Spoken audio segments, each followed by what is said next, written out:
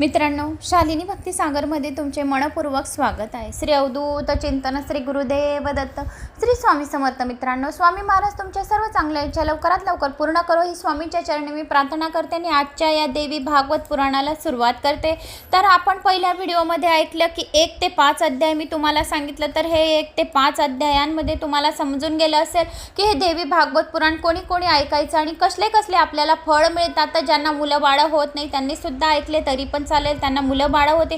आणि जो कोणी अर्धा श्लोक, अर्धा मिनिट, 1 मिनिट सुद्धा ऐकून घेईल त्याला अश्वमेघ यज्ञाची पुण्यफळाची प्राप्ती होईल। असे आपण गर्ग ऋषींचा आणि मुनींचे आपण खूप काही ऐकून घेतलेले आहे। वसुदेवचा सुद्धा त्याच्यात संवाद आला होता, श्रीकृष्णाचा सुद्धा संवाद आलेला होता। तर मागचं तुम्हाला पहिल्या व्हिडिओमध्ये देवीचं समजूनच गेलं असेल की किती वेळ किती कसं ऐकलं तर आपल्याला काय काय फळाची प्राप्ती होईल। आता आपण दुसऱ्या 6व्या अध्यायाला सुरुवात करणार आहोत। शौनिकांचा पुराणांसंबंधी सुताला प्रश्न पडला, अशा 9 दिवसाची 9 कथा ऐकण्याचे करावे 9 देवींची। ओम सर्व चैतन्य रूपा तामाद्या विद्याच धीमहि बुद्धिं यान प्रचोदयात। श्री गणेशाय नमो नमः। अर्थ, सर्व सजीव आणि निर्जीव वस्तूंच्या अंतर्यामी असलेल्या चैतन्य हे खरोखरच तिचे स्वरूप आहे। अशा त्या आद्य आणि विद्या देवी आम्ही ध्यान करतो, यासाठी की तिने आमच्या बुद्धीला चालना द्यावी। शौनिकांनी बोलवायला सुरुवात केली। ते म्हणाले, हे सुता, तू भाग्यवान आहेस, धन्य आहेस, तू संपूर्ण दिव्य पुराणाचा सखोल अभ्यास केला आहे। हे निष्पापा, ही 18 पुराणे व्यासांनी सांगितली, ती तू उत्तम प्रकारे पठन केलीस। गूढ रहस्याने भरलेली अशी ती 5 लक्षांनी सुभूषित पुराणे सत्यवतीचे पुत्र व्यासांजवळून आत्मसात केली। केवळ आमचे भाग्य थोर म्हणून तुझे आम्ही पुण्यक्षेत्रात येणे झाले आहे। मग जो कोणी जास्त भाग्यवान राहतो, ज्याच्या जन्मी काही जन्माचं खूप काही पुण्य राहतं, त्यालाच हे पुराण श्रवण करायला मिळतं।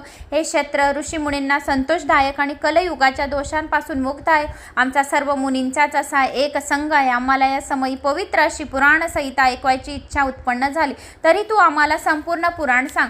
तेव्हा हे सर्वज्ञ, तू दीर्घायुष्य हो, निरामय हो। आता आम्हाला ब्रह्मसंबंध पुराण सुरुवातीला ऐकव।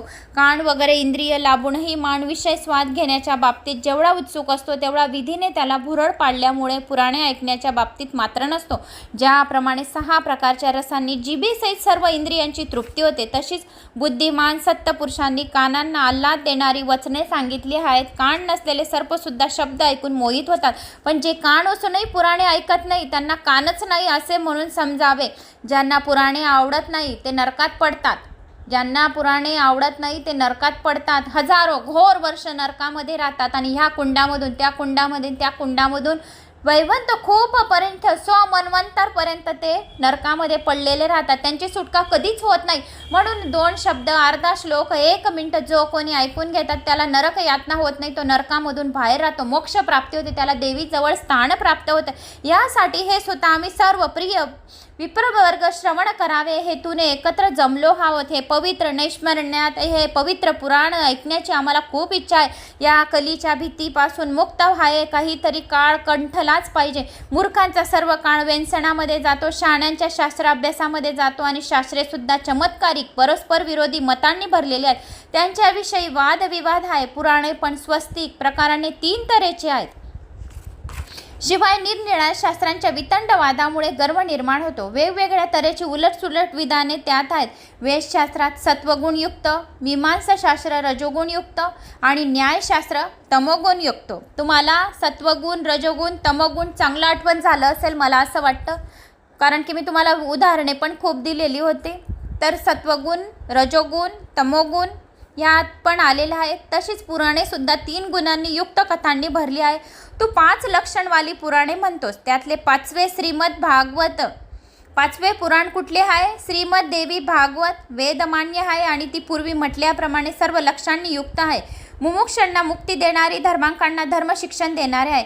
तर ते पवित्र देवी भागवत पुराण ऐकायची आम्हा सर्वांना उत्कंठा लागली आहे। म्हणून तू ते श्रेष्ठ असे पुराण सविस्तरपणे सांग। तुझ्या या श्रेष्ठ गुरुभक्तीमुळे व्यासांनी तुला ते संपूर्णपणे शिकवले आहे आणि हे धर्मसुद्धा तू समजून घेतले आहे। सर्वज्ञ, आणि तुझ्याकडून इतर अनेक पुराणे तर ऐकले आहेत, पण ज्याप्रमाणे किती अमृत प्याले तरी देवताचे समाधान होतच नाही, तसे ही आमची गती झाली आहे। म्हणून तू आम्हाला पुराणे सांग आणि मुक्ती कर। तर आमची मुक्त देण्याची पात्रता नसल्यामुळे अमृताचा आम्ही धिक्कार करतो. मग देवी भागवत रूपी अमृतामुळे मात्र मनुष्य संकटामधून तात्काळ मुक्त होतो. सर्व संकटे त्याचे नाहीसे होतात. जो कोणी देवी पुराण ऐकतो त्याच्या सभोवती संकटे कधीच राहत नाही आणि आम्ही सर्वांनी हजारो यज्ञ केल्याचे पुण्यफळाची प्राप्ती होईल. तरीही आम्हाला शाश्वत शांतीचा लाभ झाला नाही, कारण यज्ञामुळे स्वर्ग मिळतो आणि नंतर पुन्हा जन्म घ्यावा लागतो. अशा प्रकारे संसाराच्या चक्रामध्ये सतत येराझारा करावा लागतो. ज्ञानविना मुक्ती अशक्य आहे. म्हणून या त्रिगुणात्मक कालचक्रात मानव सतत फिरत राहतात. म्हणून तू रसाळ अशा पवित्र देवी भागवत ऐक आणि ते मुक्ती देणारे असल्यामुळे मुमुक्ष जनाचे आवडते आहे. देवी भागवत पुराण थोडक्यात वर्णन. सुताने बोलावयास सुरुवात केली. तो म्हणाला, अहो, मी खरोखरच धन्य झालो, भाग्यवान आहे, कारण की तुम्हीच माझ्याकडून वेद प्रसिद्ध पुराण कथा ऐकण्याची इच्छा करून मला पावन केले आहे. ते असो, मी आता सर्व श्रुतीसंमत शास्त्रांमधील श्रेष्ठ असे पुराण कथन करत भक्तियुक्त मनाने देवी पुराण सविस्तरपणे तुम्हाला सांगतो.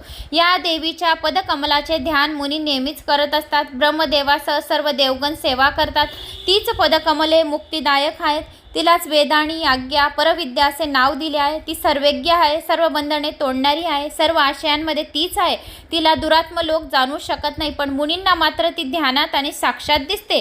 आपल्या त्रिगुणात्म शक्तीने सतत जे कोणी देवीचे भक्त आहे, ती त्रिगुणात्म शक्ती त्याच्या जवळ असते आणि जगाची निर्मिती करते, रक्षण करते, कल्पांताच्या वेळी संहार करते, स्वतःमध्येच रममाण असते. अशा विश्वाच्या मातेला मी मनापासून वंदन करते. असे मत आहे की ब्रह्मदेव सृष्टी रचना करतो.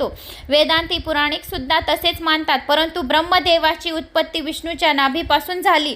त्याच्या प्रेरणेने ब्रह्मा सृष्टी निर्माण करतो. याचाच अर्थ ब्रह्मदेव स्वतंत्र नाही. बरे, विष्णू स्वतंत्र म्हणावे. तो सुद्धा प्रलय काळी शेषावर निसतो, म्हणून शेषाचा आधार घेतो. मग तर त्यालाही स्वतंत्र येणार नाही. आता जो एकार्ण महासागर आहे तो रसरूप आहे. त्याच्या आधारासाठी काही पात्र नसले तरी तोही राहू शकत नाही. म्हणून सर्वांच्या मुळाशी जी स्वतःच आधार देणारी आहे, ती शक्तिरूप विश्वाची जननीला मी नमस्कार करते. योग निद्रेमध्ये गाढ झोपी गेलेल्या विष्णूला जागा करण्यासाठी कमलासन ब्रह्मदेवाने ज्या देवीला स्तुती करून तिची प्रसन्नता मिळवली, तिला मीही शरण जातो. त्या सगुण तसेच निर्गुण मुक्ती देणाऱ्या मायेचे ध्यान करून आता संपूर्ण पुराण सांगतो. हे मुनिजन हो, ऐका आता पुराण. श्रीमद भागवत पुराण सर्वात श्रेष्ठ पुराण आहे. यात 18,000 श्लोक आहेत, 12 स्कंद आहेत. सर्व स्कंदांमधील अध्यायाची संख्या 300 आहे. पहिल्या स्कंदात 20 आहे, दुसऱ्या स्कंदामध्ये 12 आहे, तिसऱ्या स्कंदामध्ये 30 व चौथ्या स्कंदामध्ये 25 आणि 5व्या स्कंदामध्ये 35. 6व्या स्कंदामध्ये 31, 7व्यामध्ये 40 अध्याय आहेत, 8व्यामध्ये 24 अध्याय आहेत, 9व्यामध्ये 50 अध्याय आहेत आणि 10व्यामध्ये 13 अध्याय आहेत, 11व्यामध्ये 24 अध्याय आहेत आणि 12व्यामध्ये 14 अध्याय आहेत. अशी ही पुराण श्लोकाची संख्या 18,000 सांगितली गेली आहे. तर ही 18,000 संख्या, 18,000 शब्द आपल्याला एवढ्या ऐकायला मिळतील. तर 18,000 शब्द आपल्याला थोडंसं पण आपण ऐकून ठेवलं नाही काय तर त्याच्यातून 200 आठवण राहतील 18,000मधून. तर तितकी पुण्यफळाची आपण प्राप्ती करून घ्यायची. श्रीमद भागवत पुराण सर्वात श्रेष्ठ आहे आणि याच्यामध्ये किती स्कंद आहे, किती अध्याय आलेले आहेत आणि कोणत्या अध्यायामध्ये किती अध्याय आहेत. तर या एका अध्यायामध्ये स्कंदामध्ये 5 अध्याय होते, तर मी ते तुम्हाला सांगितले. आता हा दुसरा स्कंद चालू आहे. दुसऱ्या स्कंदामधला दुसरा अध्याय आता सुरुवात झाली आहे पुराणाची मेन म्हणजे. तर 18,000 सांगितली गेली आहे. प्रतिस्कर्ग, मन्वंतर, वंशानुचरित, वंश ही 5 लक्षणे पुराणाची असतात.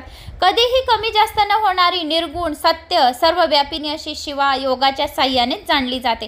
तीच सर्वांना आधार आहे. तिचे स्थान तुरीय अवस्थेत आहे. तिची जी सात्विक शक्ती आहे ती महासरस्वती, राजसी शक्ती आहे ती महालक्ष्मी, तामसी शक्ती आहे ती महाकाली आणि सर्व स्त्रीरूपिणी आहे. या तिघांना देह धारण करवायला भाग पडणारे ते तत्व सृष्टीसाठी कारणीभूत आहे. त्यालाच तत्वज्ञानी लोकांनी सर्ग असे नाव दिले आहे. शक्तीच्या मुळेच तर ब्रह्मा, विष्णू आणि शंकर उत्पत्ती, पालन व संहार करतात, म्हणून त्याचे नाव प्रतिसर्ग आहे. चंद्रवंशीय सूर्यवंशी राजाच्या चरित्रकथा तसेच हिरण्यकश्यप वगैरेच्या चरित्रकथा म्हणजेच वंश होय. स्वयंभू मनुचा वंश वर्णन करणे, कालखंडाचे वर्णन यालाच मन्वंतर म्हणतात. त्याच्या वंशाने कथन वंशानुचरित होय. अशा प्रकारे पुराणे 5 लक्षांनी युक्त असतात. व्यासांनी 1.25 लक्ष श्लोकाचे भारत सांगितले आहेत. व्यासांनी 1,00,000 भारत सांगितले. त्याला इतिहास अगर 5वा वेद म्हणतात. शौनिकांनी विचारले, सुता आम्हाला एकूण सर्व पुराणे किती आहेत, त्याची श्लोक संख्या किती आहे, सविस्तरपणे सांगा. आम्ही सर्वजण काली कडाच्या भयाने नैमिषारण्यात येऊन राहायला आलेलो आहोत, तर तू आम्हाला सर्व काही सांग. ब्रह्मदेवाने आम्हाला एक मनोमय चक्र देऊन सांगितले, चक्रो मागे मागे तुम्ही जात राहा. जिथे चक्राची आरी गळून पडेल जागा पवित्र असे समजावी, तेथे कलीचा प्रभाव पडणार नाही आणि पुन्हा सत्ययुग येईपर्यंत तुम्ही तिथे निर्विद्यपणे राहा. त्याचप्रमाणे आपण चक्राच्या मागोमाग फिरू लागलो आहे. त्याची जागा चक्राची आरी गळून पडली नाही. नैमिषारण्य म्हणतात कली प्रवेश करूच शकत नाही, कारण इथे राहतो. आमच्याशिवाय इतरही सिद्धी महात्मे योज क्षेत्रात राहतात. या ठिकाणी आम्ही पशु बळी विधी सैर कितीही सतयुगाची वाट पाहत काळ कंठित असतो, केवळ आमचे भाग्य उजळले म्हणून. आणि आता तू आम्हाला ब्रह्मसमत्व पवित्र पुराण ऐकव. ती सुद्धा बुद्धिमान वक्ता असेल तरच ऐकावी. आम्हीही एकाग्रपणे ऐकवयास तयार आहोत. तर तू आता आम्हाला पवित्र ही देवी पुराण सांग. तू त्रिविध आत्मा पापमुक्त होऊन दीर्घायुष्य लाभेल. मुनी म्हणतात तू जे हे पुराण ऐकशील ना, तर त्रिविधता 3 प्रकारचे 3 जन्माचे 7 जन्माचे त्रिविधता पापमुक्त होऊन दीर्घायुष्य होईल, कल्याण होईल. ब्रह्मसमित्र असे पुराण जो कोणी ऐकतो तो सर्व पापांपासून मिळून जातो आणि त्याला 4 पुरुषार्थ मिळण्याची विद्या लाभते. जो कोणी देवीचा 2 शब्द बी ऐकून घेतो त्याला 4 पुरुषार्थ मिळवण्याची विद्या संपूर्णपणे लाभते. आणि पवित्र कथा ही जो कोणी सांगतो ऐकतो कोणाला सांगतो त्याचे गोष्ट ऐकताना तुमच्या कानाची तृप्तीच होत राहते आणि सर्व प्रकारच्या गुणांचा समुच्चय होत राहतो. देवीच्या लीला कथा ज्या आहेत त्या भगवतीच्या नावाच्या देवी भागवत पुराणाच्या ऐकल्याने पापाचा विनाश करणारे आणि सर्व कामना पूर्ण करणारे हे पुराण आहे. ते आता सांगत आहे. अध्याय 3 पुराणांची संख्या व व्यास किती आहेत ती संख्या. ऋषींची ती विनंती ऐकून सूत म्हणाले, अहो मुनिजन हो, आता ज्याप्रमाणे मी सत्यवती पुत्र महर्षी व्यास यांच्याकडून पुराणे ऐकली तशीच ती वर्णन करतो. म अक्षराने सुरुवात होणाऱ्या शीर्षकांची 2 भ या म अक्षराने सुरू होणारी ब्र, अक्षरभिमांची 3 अक्षरांची व अक्षरराबांची अ ना प ली कु स्क या अक्षराने सुरू होणाऱ्या नावाच्या प्रत्येकी 1 आहेत. यापैकी पहिले जे मत्स्य पुराण म म्हणजे मत्स्य पुराण आहेत, त्यात श्लोक आहेत 14,000 अद्भुत अशा. मार्कंड्य पुराणात 9,000, भविष्य पुराणात 14,500 आणि देवी भागवतात 18,000 असे. ब्रह्मपुराणात 10,000 आणि ब्रह्मांड पुराणात 12,100. ब्रह्म वैवर्त्य पुराणात 18,000 आहेत.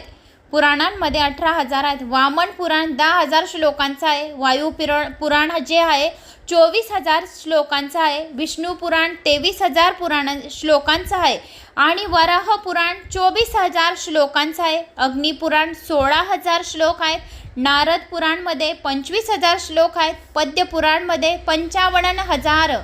लिंग पुराणमध्ये 11,000 श्लोक आहेत. गरुड पुराणामध्ये 19,000 श्लोक आहेत आणि कुर्मे पुराणमध्ये 17,000 श्लोक आहेत. स्कंद पुराणांमध्ये 81,000 श्लोक असावा असा विस्तार आहे. म्हणजे सर्वात जास्त स्कंद पुराणमध्ये 81,000 श्लोक आहे. ही मुख्य पुराणे आणि हे नुसते तुम्ही एवढ्या पुराणांचं बी नावं ऐकून घेतले तरी तुम्ही पापमुक्त होऊन गेले. आता उपपुराणे सांगतो ती ऐका. त्यांची नावे कोणती आहेत? पुराणांची नावे, त्यांचे श्लोक आणि ते किती 1000 श्लोकांचे आहेत ते सांगितले. आता उपपुराणांची नावे ऐका. सनतकुमार, नारसिंह, नारद, शिव, दुर्वास, कपिल, मानस, औष्णस, वरुण, कालिका, नंदी, साम, आदित्य, महेश्वर आणि वसिष्ठ अशी ही उपपुराणे आहेत. सत्यवती पुत्र व्यासांनी सर्व पुराणांची निर्मिती केल्यानंतर सर्वांचे जणू काही सारेच असे महाभारत रचले. प्रत्येक मन्वंतरामध्ये जेव्हा द्वापार युग येते त्यावेळी प्रत्येक धर्मरक्षणासाठी पुराणे निर्माण करतात. प्रत्येक द्वापार युगात श्री विष्णूच व्यासांच्या मुखाने एका वेदाचे अनेक खंड करतात. तसेच कलियुगातील ब्राह्मणाचे अल्प आयुष्य ध्यानात घेऊन प्रत्येक युगात पुन्हा पवित्र पुराणांची रचना करीत असतात. स्त्रिया, शूद्र, विप्रेतर, द्विजनांना ऐकण्याचा अधिकार नसल्यामुळे त्यांचे सुद्धा कल्याण व्हावे यासाठी पुराणे रचली गेली आहेत. जे कोणी खूप करून घेतलेले आहे. खूप काही पापी लोक आहे, पाप आहे त्यांच्यावर. खूप काही त्यांना असं वाटतं की आपण हे पाप करून घेतलेले आहेत, तर हे पाप मुक्त होण्यासाठी हे पुराणांचे श्रवण रचिले गेलेले आहेत.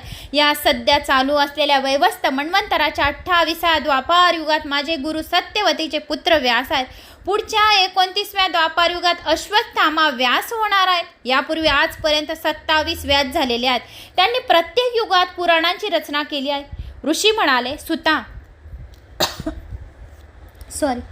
त्या सर्व व्यासांची तू आम्हाला नावनिशिवार माहिती सांग. सूत सांगू लागले, पहिले द्वापारी ब्रह्मदेव स्वतःच व्यास झाले. दुसऱ्या द्वापारमध्ये प्रजापती, दुसऱ्या द्वापारमध्ये शुक्राचार्य, तिसऱ्या व्यापारमध्ये बृहस्पती, पाचव्यामध्ये सविता, 6व्यामध्ये मृत्युदेव, 7व्यात इंद्र, 8व्यामध्ये वसिष्ठ, 9व्यात सारस्वत, 10व्यात त्रिधामा, 11व्यात त्रिवृष, 12व्यात भरद्वाज, 13व्यात अंतरिक्ष, 14व्यात धर्म, 15व्यात त्रिराणी, 16व्यात धनंजय, 17व्यात मेघातिथी, 18व्यात प्रती, 19व्यात अत्री आणि 20व्यात गौतम झाले आहे. 21व्यामध्ये हैरत्मा, उत्तम, 22वे वेनजवा, 23वे सोम, आयुष्ययन, 24वे तृणबिंदू, 25वे भार्गव, 26वे शक्ती, 27वे जातुर्कर्ण आणि आता 28वे कृष्णद्वैपायन ही त्यांची नावे आहेत. जर कुठे नावात वेगळेपणा दिसला तर वेगळ्या कल्पातील समजावा. कृष्णद्वैपायनमध्ये जे मला ऐकवले ते सर्व दुःख पापे यांचा नाश करणारे श्रीमद भागवत पुराण होय. हे कामना पुरवते, मोक्ष देते आणि वैदर्त्यांचे धनधान्याचे भंडार भरते. ते सुरस्तर हाय, पण तसेच आगाम युक्त मुक्ती इच्छा करणारे आवडते हाय. असे अत्यंत शुभ असे पुराण व्यासांनी त्यांचा पुत्र शुक याला शिकवले. यज्ञातील अरणीपासून जन्मलेला आणि विरक्त असा होता. त्याचवेळी मीही व्यासमुखातून ही अतिशय रहस्यमय असे पुराण गुरुकृपेने ऐकले. अहोनिसमध्ये अशा बुद्धिमान पुत्राला संपूर्ण पुराण व्यास शिकवत असताना देवयोगाने मलाही ते अतिप्रभावी असे पुराण ऐकावयास मिळाले. हे मुनिश्रेष्ठ व श्रीमद भागवत पुराण म्हणजे वेदरूपी कल्पवृक्षाचे फळ आहे. या भयंकर अशा संसार सागरातून तरुण जाणारे हे देवी पुराण आहे. ज्याने ज्याने इच्छेने हे श्रवण केले त्याची सर्व इच्छा पूर्ण झाली आणि त्याची कानरूपी पेल्याने प्राशन झाली. त्याचे कानसुद्धा तृप्त झाले. कलीच्या भयाने अद्भुत कथा ऐकून मुक्त न होणारा असा कुणी या भूमीवर असेल का? महापापी, वेदविरहित, आचारभ्रष्ट असा मनुष्य जर कोणत्याही निमित्ताने का होईना हे ऐकले तरी तो सुद्धा अनेक सुपभोग भोगून अंतकाळी योग्याप्रमाणे देवी भगवतीच्या प्रसादाने चिरंतर गतीला जातो. ही भगवतीची सेवा या दोन शब्द कुणाच्या हृदयात देवी विराजमान असेल, ज्याच्या हृदयात देवी प्रति खूप प्रेम आहे त्यालाच हे पुराण ऐकायला भेटेल. त्याच्या हृदयामध्ये देवी जागृत प्रकट झालेली आहे त्यालाच हे पुराण ऐकायला भेटेल. ती निर्गुण अशी देवीची पुराण हरेकाला ऐकायला मिळणार नाही असे हरहरांनी एक दुसऱ्यांना सांगितल्याने अगम्य अशा विद्युरूपिणी असा समाधीशिवाय न दिसणारी पण या पुराणांवर प्रेम करणारे आणि आवडीने ऐकणाऱ्या हृदयात मात्र स्वतःहून देवी माता प्रकट होते. निर्दोष असे मानवी शरीर मिळून जुळून या संसार सागरातून तारून नेणारे जहाज अशा सौख्य आणि मुक्ती देणारे या कथेचे जो श्रवण करणार नाही त्याचे देवानेच घात केला असे समजावे. 2 कान मिळाले असून सुद्धा त्याच्या आवडीमुळे ही कथा न ऐकतो. मिटक्या मारीत तो परनिंदा मात्र करत असतो. अशा मिटक्या मारीत परनिंदा करणाऱ्याला घोर पापे घोर नरकामध्ये जावे लागते. खरोखरच आत्मज्ञान देणारी अशी कथा निर्बुध लोक का बरं ऐकत नाही? एवढी छान ही देवी पुराण असून सुद्धा लोक ऐकत नाही आणि परनिंदा करत बसतात. कोण काय करत आहे, कोण काय नाही करत आहे हे टहाळबाजी करत असतात. तर सर्वांनी हे देवी पुराण ऐकण्याचे करावे. अध्याय 4. पुत्रप्राप्तीच्या हेतूने व्यास तपस्यासाठी जातात. समस्त ऋषींनी विचारले की हे सूत, आम्हाला असे सांग की व्यासांना कोणत्या पत्नीपासून शुक झाला आणि त्याने हे भागवत केव्हा आणि कसे ऐकले? ते तू असेही म्हणतोस की ज्याचा जन्म अरणीपासून झाला असल्यामुळे अयोनिसभूत आहे. बाबतीत स्पष्ट सांगून आमच्या शंकेचे निरासन कर. आम्ही आणखी असेही ऐकले आहे की शुक हा गर्भ असतानाच योगी होता. मग त्याने हे पुराण कसे अभ्यासले? सूत बोलू लागले, व्यास पूर्वी सरस्वती नावाच्या नदीकाठी राहत असत.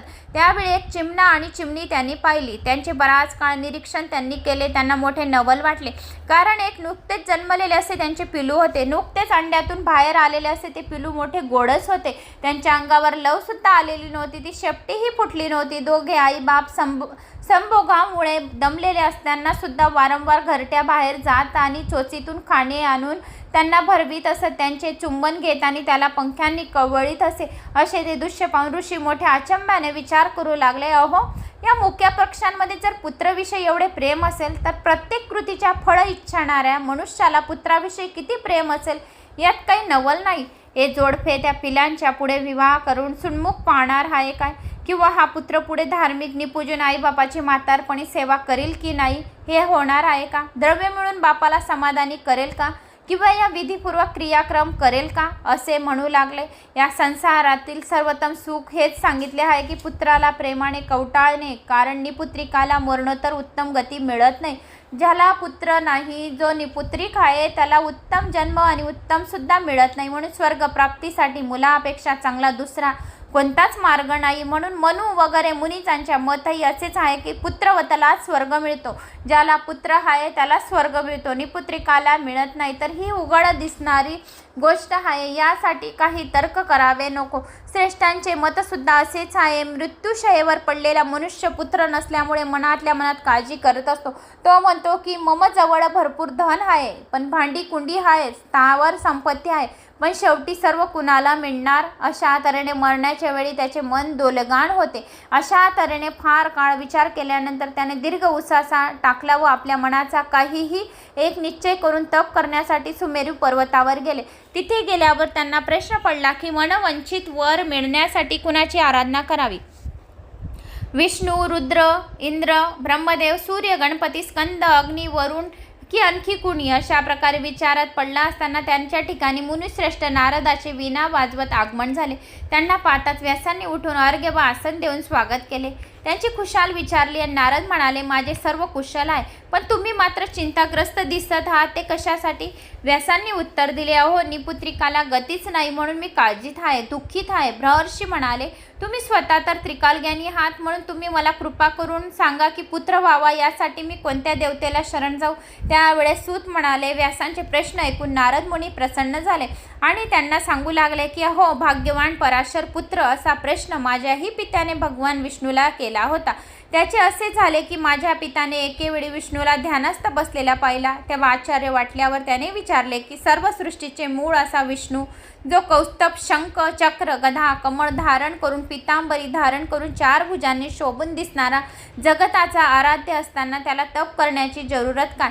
आणि तो कुणाचा ध्यान करतो? सर्व जगाचा स्वामी असून तो सुद्धा आणखी कुणाचे ध्यान करतो? हीच एक मोठी चमत्कारिक गोष्ट वाटते. त्याच्या नाभी कमळातून जन्मलेला मीच साऱ्या जगाला उत्पन्न करतो. मग तुमच्यापेक्षाही मोठा आणखी कुणी देव असेल तर मला सांगा. हे जगन्नाथ, मला ठाऊक आहे की तुम्हीच सर्व जगताचे करते हा, पालन करता तुम्ही हा, विलय करता तुम्ही हा, सर्व समर्थ तुम्ही आहेत. तुमच्या इच्छेनुसार मी जगत उत्पन्न करतो आणि प्रलय गती शिवसंहरण होते. तुमच्या आज्ञेने सूर्य फिरतो, वारा वाहतो, अग्नी दहन करतो, ढग पाऊस पाडतात. तर मग तुम्ही कोणत्या देवाचे ध्यान करता? तुमच्या खेरीज त्रैलोक्यात श्रेष्ठ असा देव आम्ही जाणत नाही, म्हणून आम्हाला शंका होते. येथे मी तुमच्या अनन्य भक्त आहे व महापुरुषांपासून काहीही गुप्त नसावे अशी स्मृती आहे.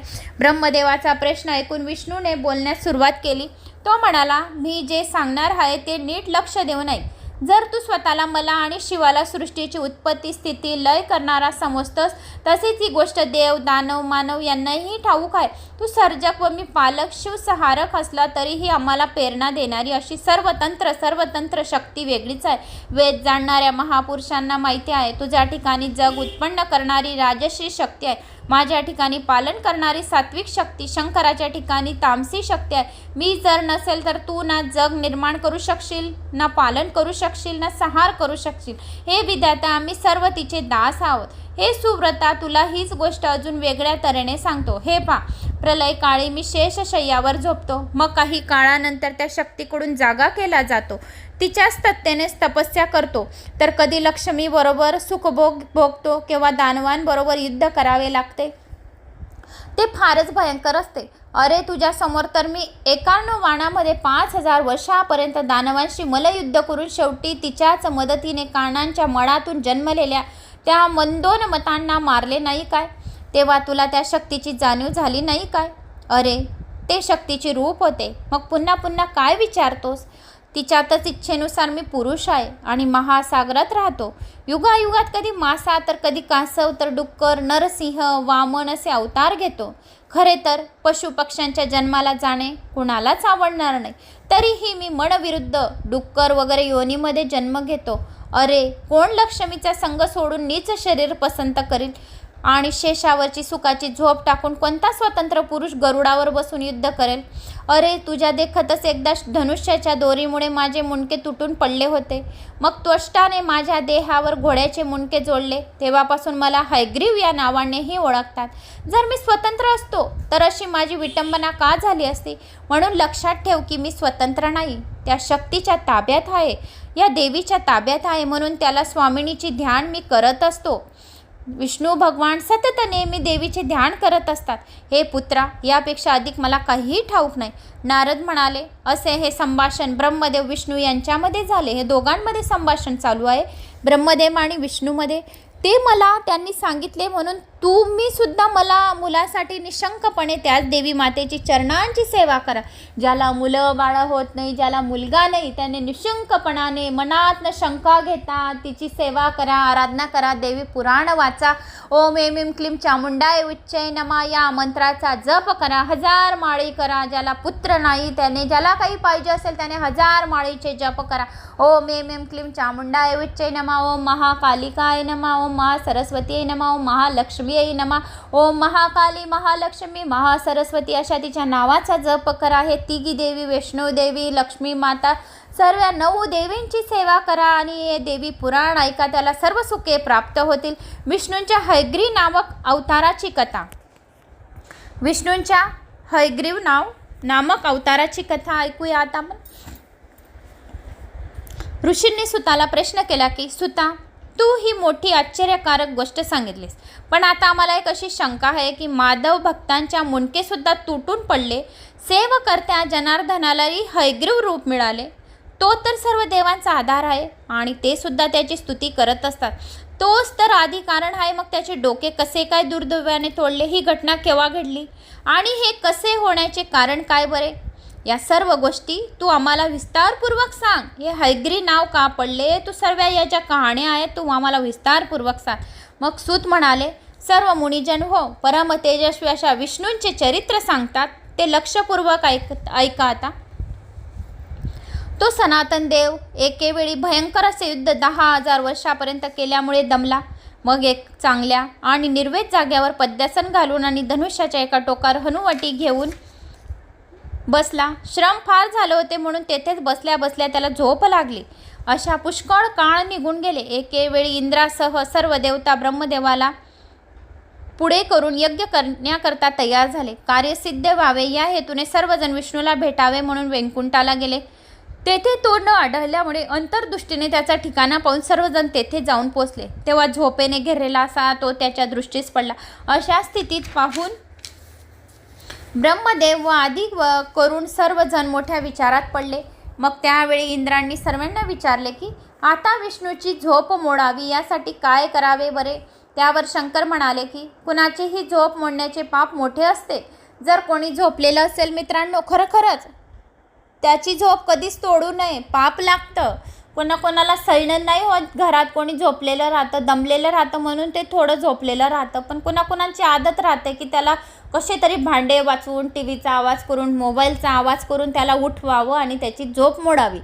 खरंच सांगितलं आहे या पुराणामध्ये पण आणि शास्त्रांमध्ये पण आहे की कधीच कोणाची झोप मोडू देऊ नये, त्याला पूर्ण झोप घेऊ द्यावी. जर आपण झोप मोडली तर खूप मोठे पाप लागते आणि त्या पापाचे आपण क्षमादारसुद्धा नसतात, एवढं मोठं पाप लागतं. परंतु यज्ञ करणे तर अत्यावश्यक आहे. त्यावेळी ब्रह्मदेवानी वाळवी निर्माण केली. मग तो त्यांना म्हणाला की आता धनुष्याची दोरी कुरतडून टाका, म्हणजे धनुष्य सैल होईल आणि विष्णूही जागे होतील. मग देवाचे कार्य पण सिद्ध जाईल. तेव्हा ते वाळवीचे किडे म्हणाले की जे वाळवीचे किडे होते ते म्हणाले, अहो हे मोठेच पाप होईल. जर झोपेतून विष्णू भगवानांना जर जागे केले तर खूप मोठे पाप होईल. कोणाची झोप कधीच मोडू नये. कथा सांगण्यामध्ये विघ्न करणे, स्त्री व पुरुष यांच्या प्रेमसंबंधांमध्ये मोडता घालणे, आई मुलांची ताटातूट करणे, नवरा बायकोंची ताटातूट करणे हे खूप मोठे पाप असते. आणि या 4 गोष्टींचा द्वेष या 4 गोष्टींचा दोष ब्रह्महत्ये एवढाच लागतो. कुठल्या गोष्टी? एखाद्याची झोप मोडणे, कोणाचे स्त्री पुरुष यांचं जर चांगलं चालत असेल त्यांचे काही विघ्न टाकणे, नवरा बायकोंच्या मध्ये विघ्न टाकणे, बापाची मुलाची, आई मुलांची ताटातूट करणे, या गोष्टींचा ब्रह्महत्येसारखा पाप दोष लागतो. आणि आम्ही यांच्या निद्रासुखाचा नाश का करावा बरे? त्यात आमचा कोणताही फायदा नाही. फायद्याकरता सर्व लोक पाप करायला तयार होतात. जर आमचा काही स्वार्थ यामुळे साधला जाणार आहे तर मात्र आम्ही हे करू. ब्रह्मदेवाने उत्तर दिले, ठीक आहे, आम्ही यज्ञामध्ये तुमच्याही वाटा ठेवू. जर कर्त्यावेळी हवनीय द्रव्याचा जो भाग कुंडाबाहेर इस्तेत पडेल तो तुमचा असेल. आणि आता झटपट कामाला लागा. एवढे ऐकून त्या वाळवीच्या किड्यांनी आपले काम चालू केले. मग बघता बघता धनुष्याची दोरी कुरतडून टाकली. त्यामुळे धनुष्याचा ताण एकदम सैल पडला आणि महाभयंकर अशा गर्जनेचा आवाज झाला. आणि त्या आवाजाने देव भयभीत झाले, ब्रह्मांड कंपित झाले, धरती थरथर कापू लागली, समुद्र उचपळले, पर्वताकार लाटा उचलल्या, सर्व प्राणी व्याकुळ झाले, सोसाट्याची वादळे वारे सुडू लागली, पर्वते डळमळू लागली, नक्षत्रे उन्मळून पडू लागली. अशा प्रकारे उत्पात होऊ लागल्या. दिशा झाकून गेल्या, सूर्य दिसेना झाला, सर्व प्रकार अंधारीत झाला. अंधार. सर्वजण मोठे काळजीत पडले की आता पुढे काय वाढून ठेवलेले आहे कुणास ठाऊक. त्यावेळी त्या धनुष्याचा ताण गेल्यामुळे ते एकदम सरळ झाले आणि त्या क्षणी कमानीच्या टोकाच्या आघाताचे विष्णूंचे डोकेही तुटून कुठल्या कुठे फेकले गेले. जेव्हा अंधार निवळला तेव्हा ब्रह्मदेव व शंकर यांना विष्णूंचे शिरविरहित धड दिसले आणि सर्व देवांना रडू कोसळले. ते शोक करू लागले, हे सनातन देवादिदेवा जगन्नाथा, काय भयंकर गोष्ट झाली. कोणत्या देवीची ही माया आहे? तू अच्छेद्य झाले आणि अधाह्य झाले, अभेद्य झाले असतानाही कुणी केले असा बनावे? देवा, तुझ्याशिवाय आम्ही जगू शकत नाही, आमचे कसे होईल? तुझ्यावरचे स्वार्थी प्रेम आहे, आमच्या स्वार्थ पोटाची भयंकर प्रसंग ओढून घेतला. हे विघ्न कोणत्या दैत्याने, यक्षाने, या राक्षसाने केले नाही तरी आमच्या स्वार्थी पोटी उत्पन्न झाले. आता राग तर कुणावर धरावा? आम्ही सर्व पराधीन. देवांनी आता कुठे जावे, काय करावे? आम्हाला आधार राहिला नाही, असे सर्वजण बोलू लागले. आणि मग ती तामसी माया निश्चितच नाही, कारण जगद्गुरू हा स्वतःच्या मायेचा स्वामी असताना कोणाची माया तर शिरू उडवू शकेल ना? शंकरासहित सर्व देवांना अशा तऱ्हेने रडताना पाहून ब्रह्मदेव बोलू लागला, जे होऊ नये ते झाले. आता रडून ओरडून काही होणार नाही. त्यापेक्षा दुःख आवरून शांत मनाने काहीतरी उपाय केला पाहिजे. दैव आणि पुरुष प्रयत्न दोन्हीही समबल आहे. इंद्र जेव्हा दोन्हीही एकत्र येतात तेव्हा कार्यसिद्धी होत असते. इंद्र म्हणाला, अनर्थकारी प्रयत्नापेक्षा दैवत जास्त बलवान आहे असे मला वाटते. कारण पहा, सर्व देव बघत असताना विष्णूंचे मस्तक कापले गेलेच की नाही? ब्रह्मा उतरला. कालगतीप्रमाणे जे समोर येत पण फळ जरूर भोगावे लागते. शुभ अगर अशुभ दैवगती कोण टाळू शकेल का? देह धारण करणाऱ्याला सुख वा दुःख भोगावेच लागते. शंभूने पूर्वी माझाही शिरछेद केला होताच ना, त्याप्रमाणे शापाचा परिणाम म्हणून शंकराचे लिंग गळून पडले होतेच ना. तसेच आज सुद्धा विष्णूचे मस्तक क्षीरसागरामधून क्षार समुद्रात पडले आहे. अरे, तुलाही शरीराला हजारो भोके पडल्याचे दुःख आहेच की नाही? जो जन्माला येतो त्याला हजारो दुःख सहन करावे लागतात, पण देवी पुराण ऐकावे लागते. जो कोणी देवी पुराण श्रवण करतो त्याला हजारे दुःख सहन करण्याची यातना नाही होत. आणि तुला एकदा स्वर्गापासून भ्रष्ट होऊन मानसरोवरामध्ये राहावे लागले होते. अशा तऱ्हेने जर दुःख भोगावे लागले, मग कुणाला दुःख चुकले आहे? देवांना चुकले नाही तर मनुष्याला कुठं लागले? जर संसाराची गती आहे तर सर्व आवरावे धरावे. हे सुख दुःख जिला स्पर्श करू शकत नाही अशी एकमेव सनातनी देवी, तिचे चिंतन करा. ती पराक्रमी, परगुणी, निर्गुणा महामाया आपल्याला यश मिळवून देईल. जगदंबा, जगद माऊली, सर्वांची माऊली ब्रह्मविद्या, तिला चरण जा आणि तिच्या चराचराला स्पर्श करा आणि व्यापून टाकलेल्या अशा देवीची भक्ती करा, म्हणजे आपण संकटातून मुक्त होऊ. सूत म्हणाले. एवढ्या सांगितल्यावर त्या ब्रह्मदेवाने वेदांना आव्हान केले आणि तेही तत्काळ देव कार्यासाठी देह धारण करून समोर उभे राहिले. ब्रह्म त्यांना म्हणाला की तुम्ही परमशक्ती, सनातनी, गूढ स्वरूपी, सर्व कार्य सिद्धीस नेणाऱ्या ब्रह्मविद्येची स्तुती करा.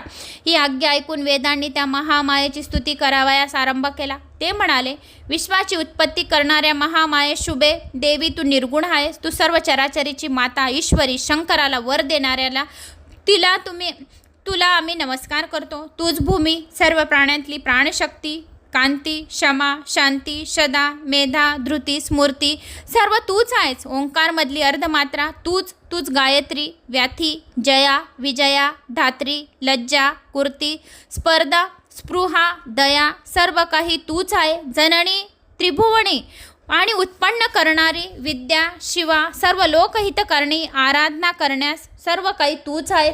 वाघ बीजांमध्ये निवास करणारी, भयनाशिनी आम्ही तुझी स्तुती करतो. तू सर्व स्तरावर आणि जगमयाची माता आहेस. तूच ब्रह्मा, शंकर, विष्णू, इंद्र, माणी, अग्नी, सूर्य 14 भुवनांचे अधिपती यांना उत्पन्न केल्यामुळे यातील कुणीही श्रेष्ठ नाही.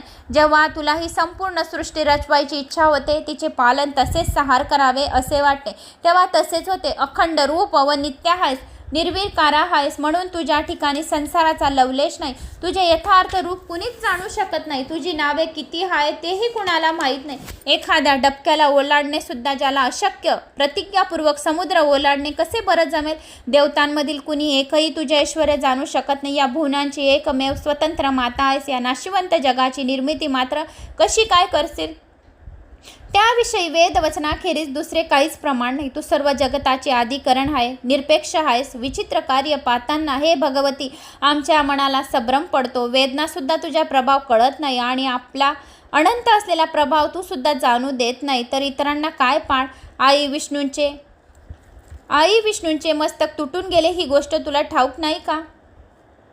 हे शिवे, सर्व काही तू जाणत असताना पुन्हा आमच्या मुखाने ऐकणार आहेस का, की तुला मधुसूदनाची शक्ती आजमायची आहे. ती गोष्ट शक्य नाही, कारण तुझ्या कृपेमुळे विष्णूने मधु कैटभावर विजय मिळवला होता. बरं, विष्णूचे एखादे पाप आडवे आले असेल होणे शक्य नाही.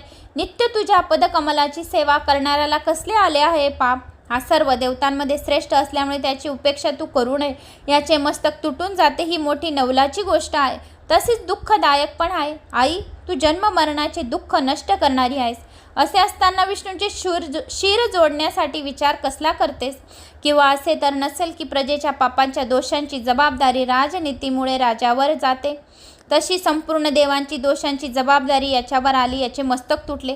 कदाचित युद्धात मिळालेल्या विजयाचा याला गर्व झाल्यामुळे, गर्वनाशामुळे शिक्षा केलीस. आम्हाला तर काहीच उमजेनासे झाले आहे. एकदा अशी शंका येते की युद्धात हरल्यामुळे दैत्यांनी रम्य तीर्थावर घोर तपस्या करून तुझ्यापासून वर मिळवला आणि हे हरिमस्तक अदृश्य झाले की काय. किंवा तुला लक्ष्मीचा राग आला काय. पण तिला विधवा झालेली तुला कसे पावत आहे. आपल्याच एका अंशाकडून झालेली चूक क्षमापात्रच असते, तर आता याला प्राणदान देऊन आम्हांना सगळ्यांना आनंदित कर. सर्व घटनांमधील मुख्य कारण रूपिणी देवी, आम्हा सर्व देवीचा तुला प्रणाम आहे. परंतु आता याला जीवनदान देऊन आपल्या दुःखरूपी सागरांचा पार कर. याचे शिर कुठे पडले आहे, तसेच याला उठवण्यासाठी काय उपाय करावा लागेल. आम्हाला काहीच ज्ञान नाही. देवासह संपूर्ण सृष्टीला जीवन देतेस. सूत म्हणाले, वरील प्रकाराने सामग्न्ययुक्त अशा वेदांनी केलेल्या स्तुतीने ती गुणातीत महेश्वरी देवी संतुष्ट झाली. त्याचवेळी देवींना शुभ समाचार ऐकणारे आकाशवाणी झाली. देवलोक हो, चिंता टाकून स्वस्थ रहा. वेदांनी केलेल्या स्तुतीमुळे मी प्रसन्न झाले आहे. जर कुणी मनुष्य या स्तोत्राने माझी स्तुती करेल, या 2 शब्द माझे ऐकेल, त्याची सर्व इच्छा पूर्ण करेल. भक्तिपूर्वक जो कोणी म्हणेल त्याची प्रत्येक इच्छा, कुठली पण इच्छा असो, ती पुरी होईल. जो कोणी हे स्तोत्र, जो कोणी हे पुराण त्रिकाळ म्हणेल, त्याला सर्व दुःखांपासून सुटका मिळेल. वेदांनी केलेले स्तोत्र वेदवचनांप्रमाणेच आहे आणि सर्व भक्तांच्या इच्छा पूर्ण होतील अशी देवीने आकाशवाणी केली. आणि हरीचे मस्तक तुटण्याचे कारण आहे का. कोणतीही घटना कारणा वाचून घडत नसते. एकदा विष्णू व लक्ष्मी एकत्र बसले असताना लक्ष्मीच्या चेहऱ्याकडे पाहून विष्णूला हसू आले. लक्ष्मीला लगेच शंका आली की यांना मला पाहून हसले का. विनाकारण असे होणार नाही. तेव्हा दुसऱ्या एखाद्या सुंदर स्त्रीवर यांचे मन गेले असणार, या विचारसरशी तिला राग आला आणि त्या क्षणी तामसी शक्तीने तिचा ताबा घेतला व त्यावेळी ती हळूच म्हणाली की तुमचे हे शिर गळून पडेल. स्त्री स्वभाव आधीच उतावळा आणि काळाच्या योगाने तिने स्वतःला काय दुःख होईल याचा विचार न करता शापवाणी उच्चारली, तर हे लक्ष्मी मातेमुळे झाले. कारण लक्ष्मी माता मध्येच म्हणाली कारण विष्णू भगवान लक्ष्मी मातेला हसले आणि तिला असं वाटलं की दुसऱ्या स्त्रीमुळे हसले असतील, म्हणून तिने असे मनात म्हटले आणि ती म्हणाली की तुमचे शिर गळून पडेल. म्हणून विष्णूंचे शिर गळून पडले अशी शापवाणी उच्चारली. सवत असण्याचे दुःख होण्यापेक्षा वैधव्य बरे असे वाटल्यामुळे तामसी शक्तीने तिच्या तोंडून तसे वधवले गेले. खोटे बोलणे, धाडसीपणा, कपट, अविचारीपणा, अभिलोभीपणा, अपवित्रता, निष्ठोरपणा हे दोष स्त्रियांच्या अंगी निसर्गातच असतात. स्त्रियांच्या अंगी कुठले कुठले दोष असतात? खोटे बोलणे, धाडसीपणा, धीटपणा, कपट, अविचारीपणा, कुठल्याही गोष्टीचा विचार न करता बोलणे, अतिलोभीपणा, अपवित्रता व निठुरपणा हे दोष स्त्रियांमध्ये असतातच.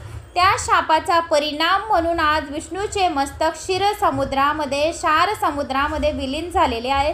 म्हणून हे देवी पुराण ऐका, म्हणजे आपल्या शरीरातून ह्या गोष्टी कमी होतील आणि दोष कमी होतील.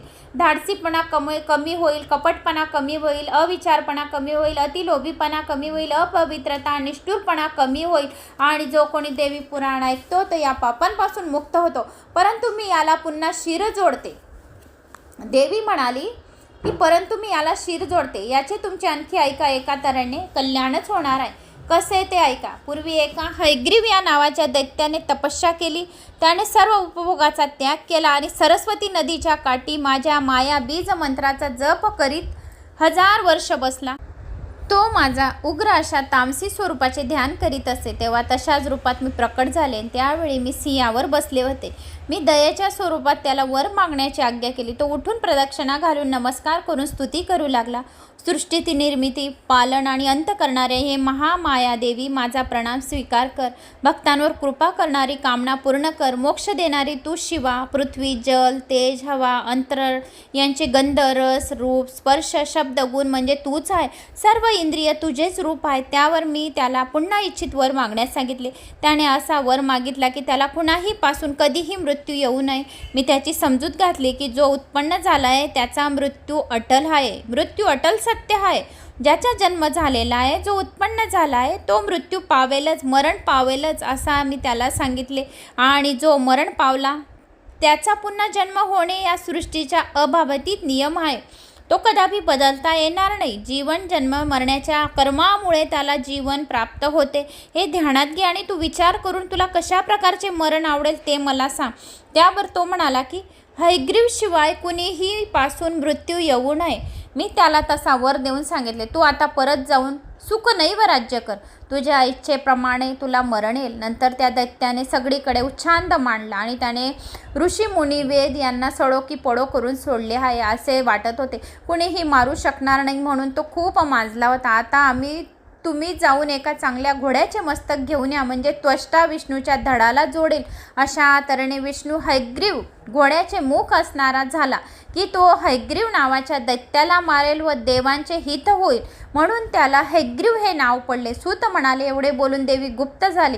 मग सर्व देवांनी त्वष्टाची प्रार्थना केली. तेव्हा त्याने ताबडतोब जाऊन एका घोड्याचे डोके कापून आणले आणि देवता लोक पाहत असताना तो विष्णूच्या धडाला बेमालपणाने जोडून दिले. आणि अशा प्रकारे विष्णू महामायेचे प्रसाद कृपेने हयग्रीव हा जन्म एक अवतार विष्णूंचा झाला आहे.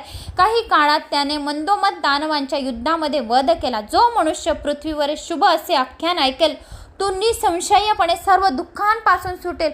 हे महामायेचे चरित्र पापांचे नाश करणारे पवित्र असे आहे. पठन करणाऱ्यास, ऐकणाऱ्यास उभय ताकांना सर्व प्रकारची संपत्ती प्रदान करेल. 7 जन्मांपर्यंत त्याच्या घरी कधी दारिद्र्य नाही राहणार. हयग्रीव ही कथा आहे. तर हयग्रीव हे विष्णूचं एक 10 अवतारांमधलं हे हयग्रीव या नावाची कथा मी तुम्हाला सांगितली आहे. आणि विष्णू भगवानचे मस्तक का गळून पडले त्यावर लक्ष्मी माता काय म्हणली आणि हयग्रीव कसे काय देवीने सांगितले की दैत्याचे वध करण्यासाठी की याला मस्तक गळून पडले आहे, तर हयग्रीव घोड्याचे मस्तक लावून द्या, म्हणजे हयग्रीव हा एक जन्म विष्णूचा होऊन जाईल. तर अशी ही हयग्रीवची कथा मी तुम्हाला सांगितली मित्रांनो. तर मला अशी आशा आहे की तुम्हाला माझी ही कथा आवडली असेल. आवडली तर एक लाईक, चॅनलला सबस्क्राईब करा.